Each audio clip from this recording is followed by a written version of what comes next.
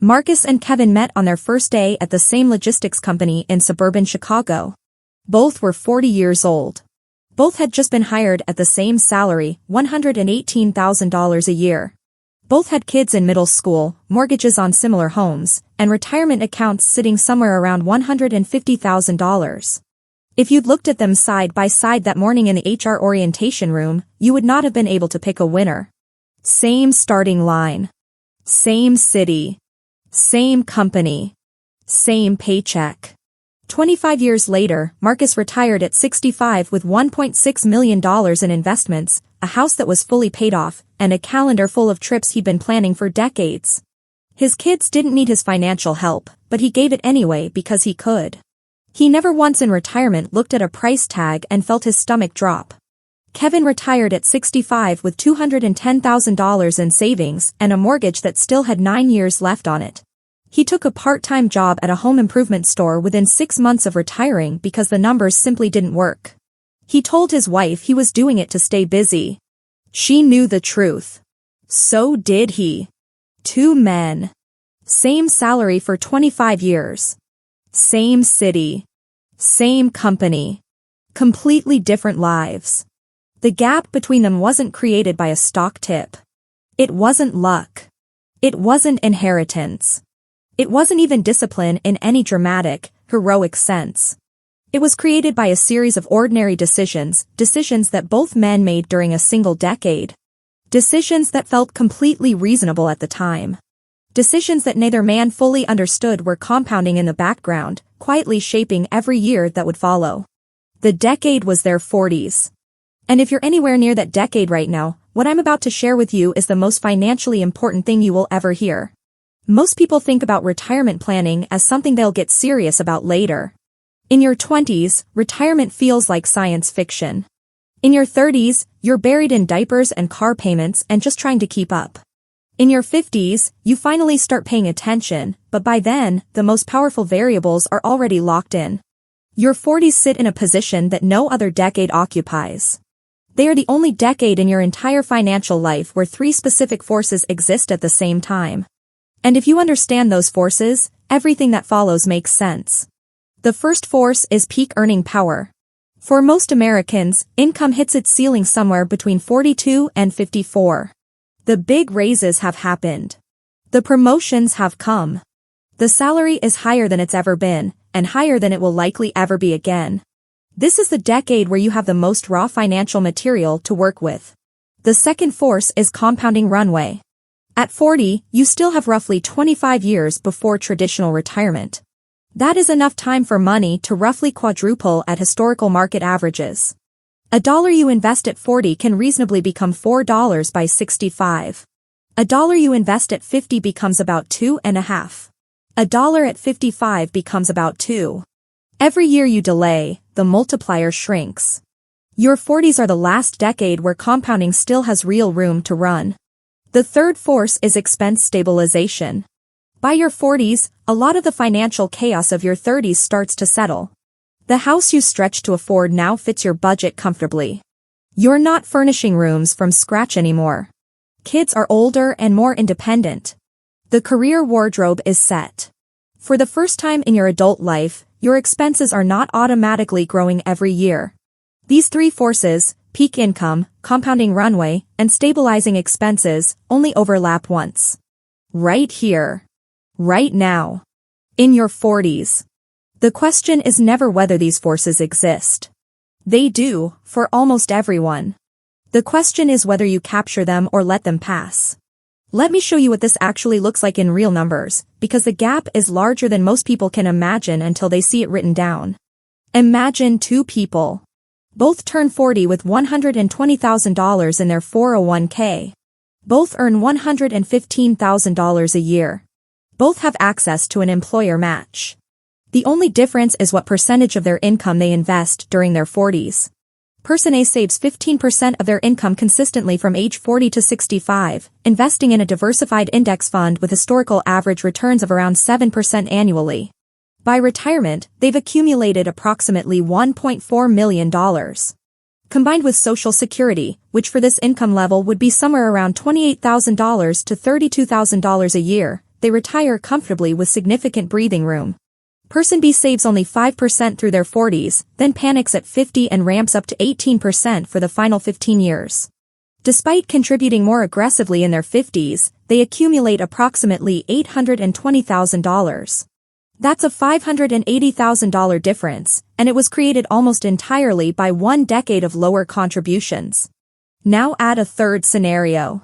Person C reaches 40 with the same $120,000. But they pull back contributions during their 40s to fund lifestyle upgrades, a bigger house, newer cars, more expensive vacations. Their average contribution rate during their 40s is just 3%. They try to recover in their 50s, pushing their savings rate to 20%. By 65, they've accumulated around $640,000. That's a $760,000 gap compared to person A, created not by different salaries, not by different investment skill, not by different luck. Created entirely by what happened between age 40 and 50. Here's why the math is so brutal. The contributions you make in your early 40s have 20 to 25 years to compound. The contributions you make at 55 have 10 years. The time value difference between those two windows is enormous. Trying to make up in your 50s what you didn't do in your 40s is like trying to grow a tree by watering it after the growing season ends. The biology simply doesn't cooperate. This isn't meant to terrify you. It's meant to sharpen your focus. Because the flip side of this math is equally true. Every dollar you protect and invest in your 40s is worth multiple dollars in retirement. Every decision you make to keep your savings rate high, despite the pressure to spend, is a decision that pays you back for 3 decades. The math doesn't care about your intentions. It only cares about what actually happened between 40 and 50. When you look at the research on why people end up on opposite sides of retirement security, the same 5 decision categories appear over and over. These are not dramatic, obvious mistakes. They are ordinary choices that feel completely reasonable in the moment.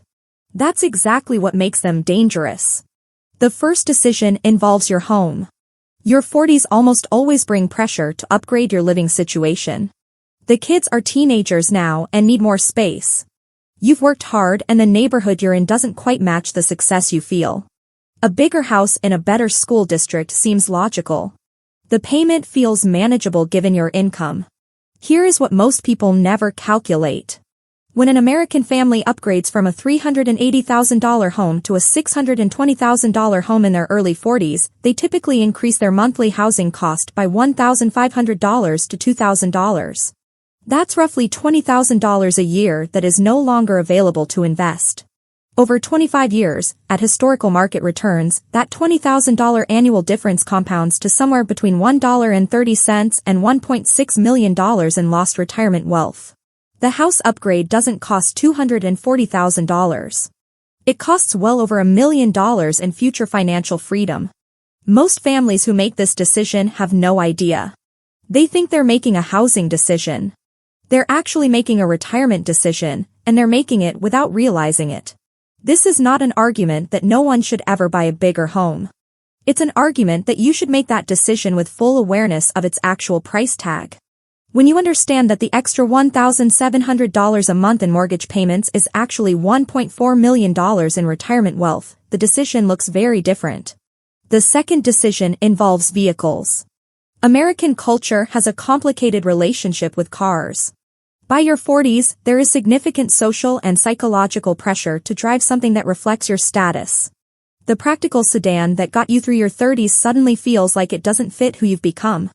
The family that runs 2 vehicles averaging $48,000 each instead of 2 averaging $26,000 each is carrying roughly $44,000 more in debt, paying higher insurance, and facing higher maintenance costs. When you factor in how often Americans replace vehicles, roughly every 5 to 6 years, this vehicle premium costs somewhere between $250,000 and $450,000 in lifetime retirement wealth. A truck or an SUV is not just a vehicle purchase. In your 40s, it is a retirement decision. The third decision involves college funding. This one is emotionally the hardest, because it involves your children. Your 40s are typically the years when college costs arrive, and the pressure to fully fund your child's education can be overwhelming. Some families take out Parent Plus loans exceeding $80,000 or $100,000. Others drain retirement accounts or stop contributing entirely during the 4 or 5 years of college tuition. The logic feels sound. Your child is just starting out, and you want to give them the best possible beginning. Here's the painful financial truth. Your child has 40 years of peak earning power ahead of them. They can repay student loans. They can build savings over 4 decades. You have 20 years until retirement, and the contributions you pull back during the college years cost you compounding time you will never get back. The families who navigate this successfully usually make uncomfortable decisions. They have honest conversations early about which universities are financially realistic. They expect their children to contribute through work, scholarships, or modest loans. They maintain retirement contributions even when the college bills create pressure to stop. Their children are fine. They are more than fine. The fourth decision involves your career. Your 40s are typically the last window in which significant income acceleration is still genuinely achievable. New industries may be recruiting people with your experience. Companies may be willing to pay a meaningful premium to bring you in at a senior level. The skills you've built over 20 years may command more in a different environment than the one where you've built your tenure. And yet, most people become more risk-averse in their 40s, not less. The seniority feels valuable. Starting over somewhere new feels threatening. The comfort of a known environment wins out over the potential of an unknown one. Research on age discrimination in hiring suggests that by your early 50s, the landscape for career transitions becomes notably more difficult. The window for strategic career risk, the kind that could add $30,000 or $40,000 to your annual income, is open in your 40s in a way it simply won't be in your 50s. The income difference between playing it safe and pursuing strategic growth over a decade can easily exceed $300,000 to $400,000 in additional earnings. That money, invested, changes the retirement calculation entirely. The fifth decision is the quietest one, and in many ways the most powerful, because it isn't a single choice. It's 1,000 small choices that accumulate invisibly. Your income rises.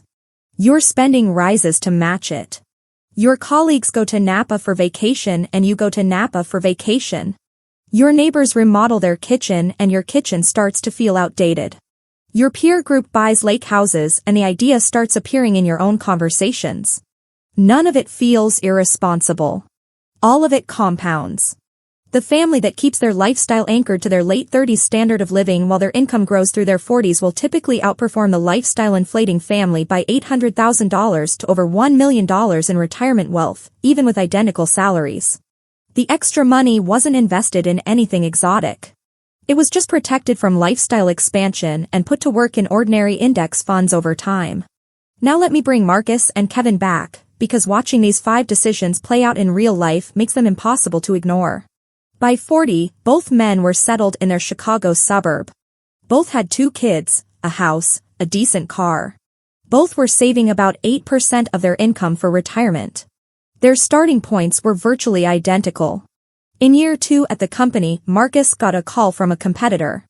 The role would require learning a new system and managing a larger team, more responsibility, more pressure, and a learning curve he wasn't sure he wanted. But the salary was $24,000 higher. He took it. Kevin stayed. He'd built relationships at the company. He knew the systems. The raise he was offered to stay was smaller than the competing offer, but the familiarity felt worth it. At 43, Marcus's neighborhood started changing. Bigger homes were going up in a development about 4 miles away. Several couples they knew were moving there. Marcus and his wife drove through on a Saturday and fell in love with a corner lot. They ran the payment. It was tight but manageable on their combined income. They didn't buy it. His wife had done the math, not just the monthly payment math, but the retirement math. They stayed in the house they had. Kevin and his wife bought in that same development. Beautiful home. Better schools. The monthly cost went up by $1,800. They reduced his 401k contribution from 8% to 4% temporarily, planning to increase it again when they settled in. 3 years later, Kevin's car developed serious problems. He could have repaired it for about $3,200. Instead, he leased a new F-150. Monthly payment of $610. He felt he'd earned it. His wife upgraded her vehicle the following year. Marcus drove his paid-off Camry for another 4 years. When it finally needed replacing, he bought a 2-year-old certified pre-owned Honda Pilot with 28,000 miles on it. He paid cash. When their kids approached college age, Marcus and his wife had the conversation early. They explained honestly what they could contribute and what they expected their kids to handle. Both children applied strategically to schools offering merit aid. The older one attended the University of Illinois on a partial scholarship. The younger one chose a state school in Wisconsin with a strong program in her field. Kevin's daughter had her heart set on a private university in Boston. The sticker price was $72,000 a year. Kevin and his wife took a Parent Plus loan and stopped contributing to retirement for 3 years while she was enrolled. Neither family felt like they were making dramatically different choices. Both families felt like they were doing the right thing for their circumstances. That's the thing about these decisions. They don't announce themselves as retirement defining. They feel like Tuesday. By 50, Marcus's retirement accounts had grown to $610,000. The combination of his higher salary from the job switch, the consistent savings rate, and a decade of compounding had tripled his balance. Kevin's retirement accounts held $255,000. The reduced contributions, the years of stopped saving during college, and the higher monthly costs had absorbed almost all of his earning power growth. Both men panicked a little at 50 when they compared numbers at a company picnic. Both committed to catching up. Kevin maxed out his contributions. Marcus, already ahead, kept pushing. By 65, Marcus walked out of that company with $1.6 million. His house was paid off. His kids were self-sufficient. He and his wife had a list of national parks they were going to spend the first 2 years working through. Kevin left the same year with $210,000. He still owed 9 years on the house. His Social Security would help, but it wouldn't be enough on its own. He took the part-time job at the home improvement store. He told himself it was fine, that he liked staying busy. Late at night, he knew the truth. Same company. Same salary. Same city. Same starting point at 40. 25 years of ordinary decisions, compounding in opposite directions. There's a concept I want you to hold on to, because it explains why so many financially intelligent people still end up on the wrong side of this divide. Call it the hidden tax of normal. Every time you spend money to match what's normal in your social circle, you're paying a tax. Not to the government, to your future self. And unlike income tax, this tax is invisible. It never appears on a statement. It never shows up as a line item. But it compounds just as reliably as interest does. When normal in your neighborhood is a $700,000 house, buying a $700,000 house feels responsible. When normal in your friend group is a $55,000 SUV, buying a $55,000 SUV feels modest. When normal among your colleagues is a 2-week vacation to Europe every summer, going to Europe every summer doesn't feel extravagant, it feels like a reasonable reward for a year of hard work. But normal is expensive. And in your 40s, when your income is at its peak, normal has never been more expensive. The hidden tax of normal adjusts automatically to whatever your peer group is doing. It rises with your income. It expands with your neighborhood. It inflates with your title. And it never calls itself a problem, because everyone around you is paying the same tax. The people who retire comfortably aren't necessarily the ones who earned more than their peers. They're often the ones who quietly, persistently refuse to pay the full hidden tax of normal. They let their peers define success by visible spending, and they privately define success by invisible accumulation. That difference in definition, more than any other single variable, is what separates comfortable retirement from stressed retirement. Now let me speak directly to where you might be right now, because the right move depends entirely on which part of this story you're currently living. If you're in your late 20s or 30s, you have something genuinely rare. You have foreknowledge. You now understand what's coming. You know that your 40s will bring peak income, genuine temptation to upgrade your lifestyle, college costs, vehicle pressure, and social comparison at every turn. You have time to build the habits that will protect you when those pressures arrive. The most important thing you can do right now is define enough before your income makes excess feel normal. Set your savings rate as a percentage now, automate it, and make a commitment to yourself that you will never permanently reduce it, regardless of what life looks like in 10 years. Build the habit of not matching your lifestyle to your income while the habit is still affordable to build. If you're in your early to mid-40s, you are standing at the most important financial intersection of your life. The decisions you make in the next 5 to 8 years will either capture the three forces we talked about, or let them pass. Do an honest audit right now. Pull up your housing cost, your vehicle payments, your savings rate, and your retirement balance. Ask yourself one question. If nothing changes from today until I'm 65, what does that number look like? If the answer makes you uncomfortable, that discomfort is information. Use it. Identify the highest impact change you can make and make it this month. Not next year. This month. Every month you delay in your 40s costs you compounding time you will never get back. If you're in your late 40s and recognizing yourself in Kevin's story, you still have time to change the outcome. Not as much as you had at 42, but more than you'll have at 55. The math is harder, but it is not finished. Consider options your lifestyle-inflated peers would never consider. Downsizing your home now, rather than waiting for retirement, can release significant equity and dramatically reduce your monthly cost burden. Selling an expensive vehicle and replacing it with something paid for changes your monthly cash flow immediately. Pursuing a career move that feels risky but pays more is worth the discomfort if it adds $25,000 or $30,000 to your annual income for the next 15 years. Every percentage point you add to your savings rate starting today improves your retirement outcome in a measurable way.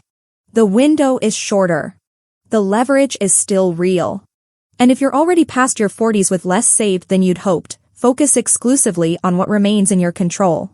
Delay Social Security if at all possible. Waiting from 62 to 70 can increase your monthly benefit by as much as 75%. Consider working a few additional years if your health allows. Downsize housing to release equity and reduce costs. Eliminate all high-interest debt as the first priority. These moves won't close the full gap, but they will meaningfully improve the outcome you actually experience. There's one more thing I need to address, because without it, everything I've said can feel motivating for a week and then quietly fade. The reason people don't protect their 40s savings isn't ignorance. It isn't laziness. It isn't even bad math. It's a feeling. A completely understandable, deeply human feeling. You've worked for 20 years. You've earned more money than you ever imagined having when you were starting out. You've delayed gratification your entire adult life. You paid off student loans. You bought the starter home. You drove the practical car. You waited. And now, at 43 or 44 or 46, your income is finally high enough that the upgrades feel within reach. The bigger house doesn't feel like a stretch anymore. The nicer car doesn't feel irresponsible. The premium vacation doesn't feel unrealistic. The feeling says you've earned this. The feeling says you've waited long enough. The feeling says you deserve to enjoy what you've worked for. And the feeling is not wrong. You have worked for it. You have waited. You do deserve to enjoy your success. The trap is the timing. Because the gratification that comes from spending your peak earning years on lifestyle upgrades is real, but it's temporary. Research consistently shows that people adapt to improved circumstances within 1 to 2 years. The bigger house stops feeling exciting and starts feeling normal. The new car becomes just a car. The vacation becomes a memory. But the retirement savings you didn't build during those years, that gap is permanent. That gap doesn't adapt away. That gap shows up every single month for every year of your retirement. The discomfort of staying disciplined in your 40s lasts a decade. The reward lasts 3 decades. The pleasure of indulgence lasts 2 years. The consequence lasts 3 decades. When you frame it that way, the choice becomes clearer, even if it doesn't become easier. Close your eyes for a moment and picture yourself at 70 years old. It's a Tuesday morning. You woke up without an alarm. The coffee is made. There's no commute, no meeting, no deadline. In one version of this morning, you're thinking about which of your grandchildren you're going to call today. You're looking at flights for a trip you've been planning for years, maybe the Pacific Coast Highway, maybe the national parks, maybe somewhere further. You have no idea what your account balance is this morning because checking it causes you no anxiety whatsoever. In the other version, you're looking at this month's Social Security deposit and counting backward. The property tax is due. The car made a sound last week that hasn't gone away. You're thinking about picking up an extra shift. Both of those people made their 40s decisions decades earlier. Both are now living inside the world those decisions built. Here's what I want you to understand. Both outcomes are available to ordinary, middle-income Americans. Neither requires extraordinary luck. Neither requires perfect execution. Both are built from ordinary decisions, made between 40 and 50, compounding quietly in one direction or the other. The decade will pass either way. The only question is which version of that Tuesday morning you're building toward. Your 40s are not a burden. They are the most powerful financial opportunity of your entire life. What you do with them is entirely up to you.